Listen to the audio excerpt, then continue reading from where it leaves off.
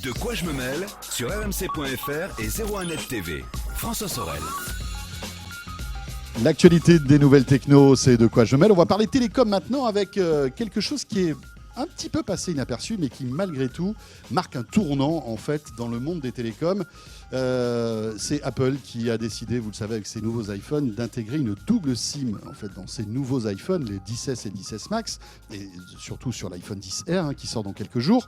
Et en plus de cela, la deuxième SIM, c'est une eSIM. Et forcément, ça pose plein de questions. Plein de questions parce que, mine de rien, ça va redistribuer un petit peu le business dans les télécoms. Et vous allez voir que les opérateurs télécoms, notamment français, sont un petit peu contre. On va en parler.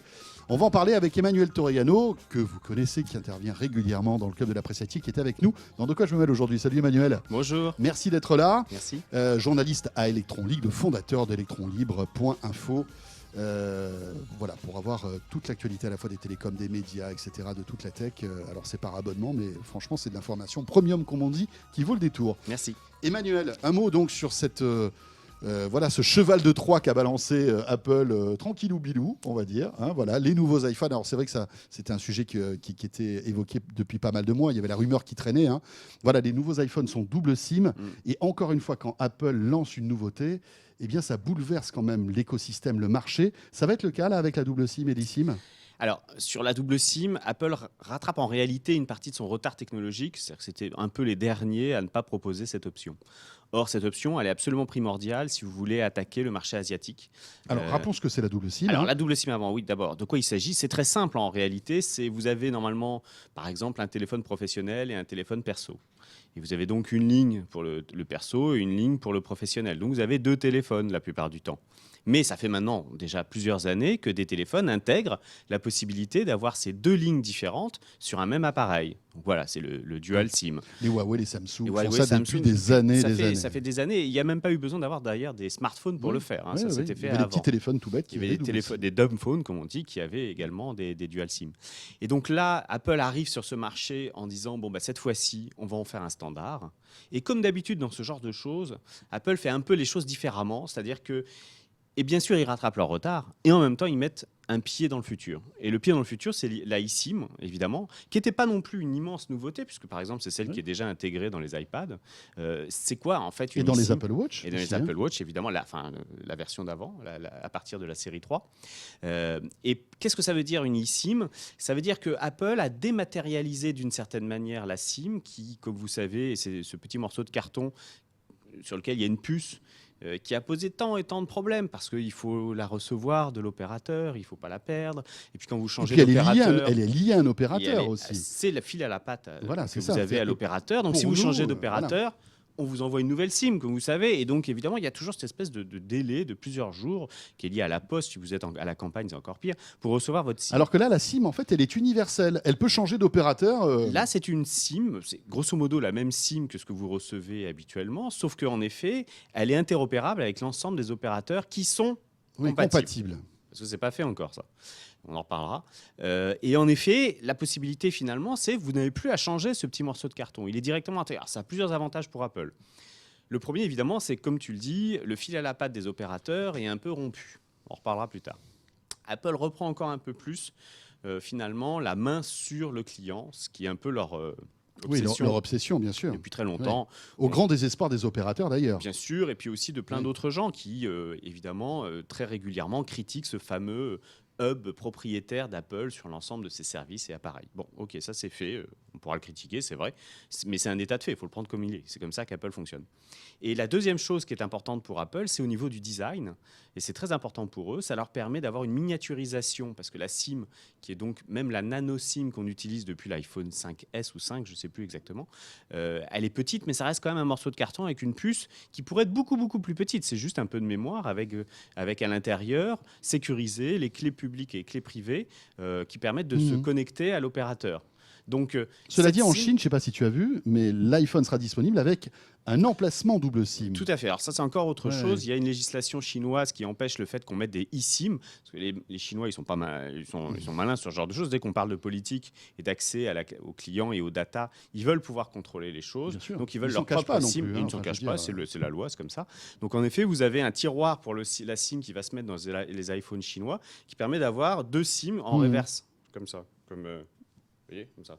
Et vous les rentrez à l'intérieur et ça fonctionne. Alors que, en effet, l'ensemble des autres iPhones, il à y a partir une SIM normale et puis la aura une deuxième. SIM Voilà. classique et Oui. puis vous avez la eSIM qui est donc une petite puce qui permet des avantages de design très intéressants pour Apple et d'ailleurs qui font penser qu'à la fin, Oui. il n'y aura plus que de eSIM. Oui, on peut imaginer que dans 2-3 générations, on n'aura que de l'eSIM sur On le aura téléphone. certainement la disparition de la SIM carton. L'avantage de l'eSIM, c'est que comme on n'a pas besoin de carte SIM, admettons que vous partiez à l'étranger, vous allez aux États-Unis. Vous savez qu'aujourd'hui, le problème quand on va aux États-Unis, qu'on a un abonnement français, c'est le roaming. Vous allez atterrir, vous allez mettre en route votre eSIM et automatiquement, vous allez avoir des offres d'opérateurs qui vont s'afficher sur votre téléphone. En théorie, c'est comme ça que ça marche. Hein. En théorie, c'est comme ça que ça marche. A priori, il est Et plus... aux US, il y en a déjà. Hein, Oui, qui sont tout à fait, mais compatibles c'est- eSIM. c'est- quand- T-Mobile, etc. Tout à fait. Quand l'iPhone est arrivé, la première chose que les gens se sont dit, c'est finalement la connexion à un opérateur, c'est-à-dire ce que vous allez utiliser comme opérateur pour téléphoner, pour avoir des datas, toutes ces choses-là, ça devrait être une application.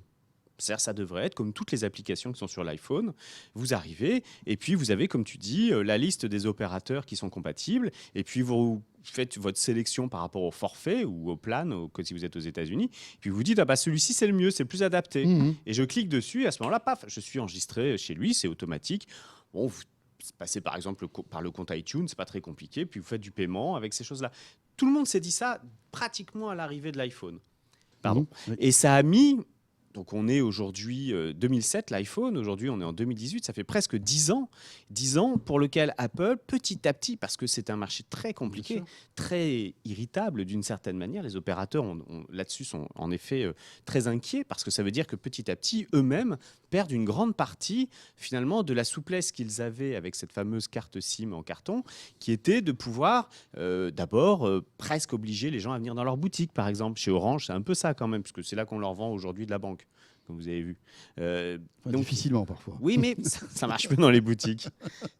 En gros, c'est ce que fait la Poste. Bon, Ouais, voilà, ouais, c'est ça. bon. Oui, oui, bien sûr. Et pour une banque en ligne, c'est assez rigolo. C'est une aparté. Hein. Donc il y a ça. Et de l'autre côté, en effet, là, Apple dit bah non. Non seulement l'iPhone, vous n'avez pas vraiment de raison d'aller l'acheter chez une boutique, puisque c'est le même partout. Achetez-le chez moi, c'est plus simple. Puis je vous l'envoie, c'est rapide, toutes ces choses-là. Et en plus, vous pourrez même choisir votre opérateur directement via l'iSIM. C'est la promesse, entre guillemets, de l'iSIM. Et c'est une promesse qui, évidemment... Alors après, il y a même plein d'autres avantages. Il y a les avantages de design, ça prend moins de place. Mais c'est aussi un tiroir qui n'a pas de problème d'étanchéité. C'est un téléphone qui va être totalement étanche, qui n'aura pratiquement plus de trous Oui, à c'est l'intérieur, ça. qui Oui, va bien être sûr. une sorte de... Oui, ça fera un orifice en moins. un à- orifice en moins, à à isoler, calfeutrer, à à calfeutrer, isoler, etc. avec du plastique et tout ça. Mais alors moi, je vois, il y a quand même deux choses. C'est que malgré tout, Apple cède à la mode de la double SIM, mais ça veut dire que donc ils vont vendre moins de téléphones, non, Emmanuel? Parce que on peut très bien imaginer que avant, Alors- si on voulait avoir 2 lignes, il fallait 2 iPhones ou alors 2 téléphones. Là, on a le même service avec un seul téléphone. Là, je C'est vois- un risque économique pour eux ou pas? Je reconnais bien là ton esprit tordu. Non, alors, en fait, dans cette histoire... Légèrement tordu, attendez. Et que pour ça. Hein. Et que pour Le ça. reste, il est nickel. Hein, non, mon tout à esprit. fait, je C'est- confirme. c'est vrai. Non, dans cette histoire, en effet, on pourrait se dire, mais finalement, il se tire une balle dans le pied. Économiquement parlant, est-ce que ça vaut la peine? Alors que, par exemple, vous avez énormément de sociétés qui, en effet, achètent 2 téléphones. Bien sûr, ouais, ouais. À leur cadre. Et ça arrive très souvent, vous envoyez à la défense et vous jonglez entre les téléphones. Là, il n'y en aura plus qu'un seul. Oui, c'est vrai. Peut-être qu'il y aura une déperdition de ce côté-là, mais je leur fais confiance, je pense qu'ils ont calculé l'histoire. Mais la vraie histoire pour cette stratégie, évidemment, c'est d'aller conquérir l'Asie. Et en Asie, si vous n'êtes pas double SIM, alors en Ouais. Chine, avec les restrictions techniques dont on a parlé, mais par exemple en Inde, Oui. c'est un marché sur lequel les smartphones, c'est 90% Si on n'est pas de double vente SIM, on est cuit. double SIM. Si vous ne Ouais. l'avez pas, vous ne le pouvez pas l'être. Même si vous êtes le puissant Apple, ce qui est quand même un peu, comme tu dis, il cède un peu à la mode. Disons plutôt qu'il s'adapte à des marchés sur lesquels finalement ils ont mis du temps à s'adapter comme toujours. Mais là, en effet, il fixe le standard.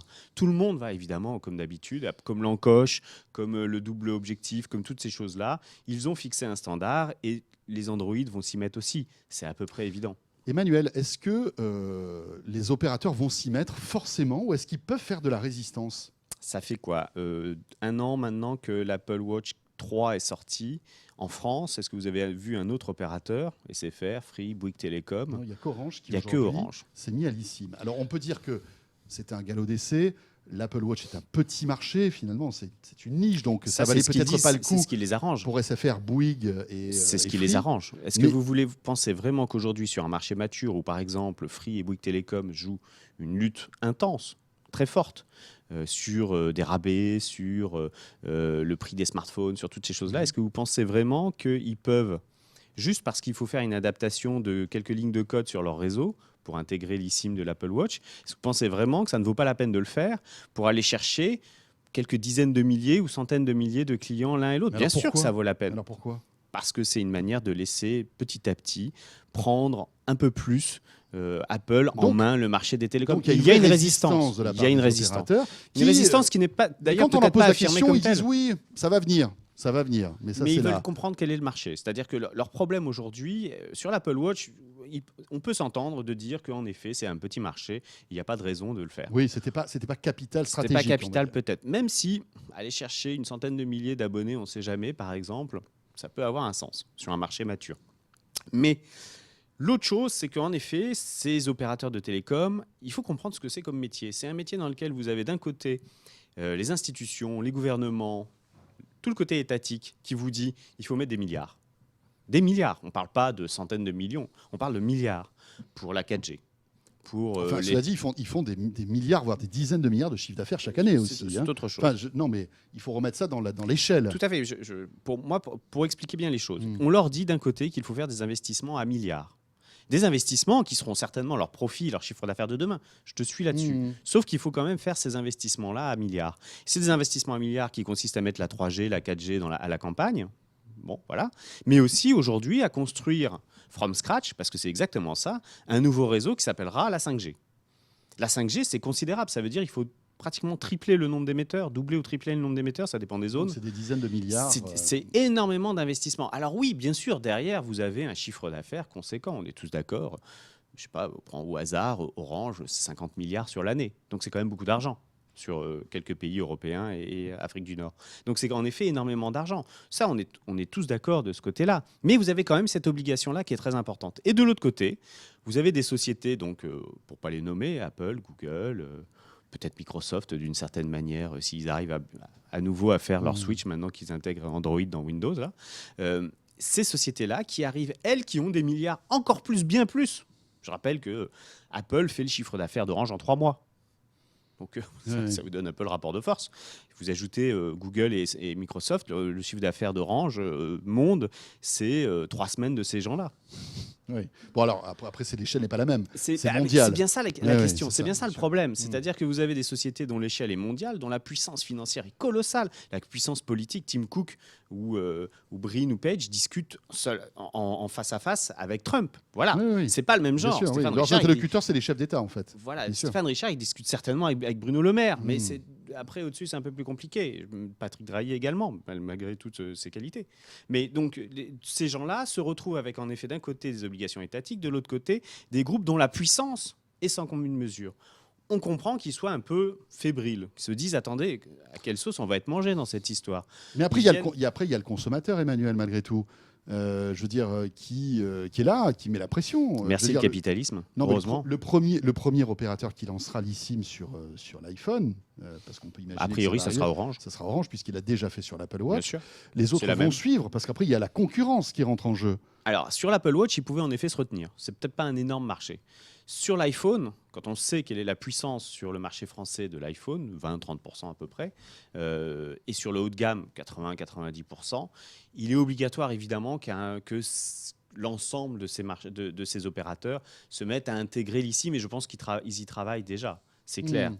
Mais ça veut dire aussi que, d'une certaine manière, même s'ils attendent de savoir à quelle sauce ils vont être mangés, ils vont laisser une part, encore une fois, encore un peu plus, aux fabricants de smartphones, enfin en tout cas aux grandes marques de fabricants de smartphones. On peut pas comparer un Huawei ou un Apple, c'est vraiment pas pareil. Vous n'avez pas la même Non, et influence puis la même puissance, sur le marché. c'est ça, bien sûr. La puissance est encore différente. Parce que Apple est à nouveau la première marque du monde. Bon, bref. Donc, il y a en effet. Et puis Apple là-dessus- discute directement avec les opérateurs. Pour Il y a être clair, un pouvoir auprès bien des sûr. opérateurs qui est impressionnant. Si tu m'aides pas, je te livre pas. Enfin, on va Bien pas sûr, arriver après, peut-être pas dans vous ces sa- trucs-là, mais Vous savez ce qui s'était passé lors de la livraison du premier iPhone, où vous avez demandé en effet un chiffre considérable Oui, des oui, avances, bien de sûr. chiffre d'affaires. et les opérateurs Et se les pliaient opérateurs, aux exigences. Orange avait dit oui, les autres avaient été un peu Oui. plus récalcitrants. Quand ils ont vu les chiffres, Mais ils ils l'ont ont bien regretté, obligé hein. d'y aller. Ouais. Voilà, ils ont bien été obligés d'y aller.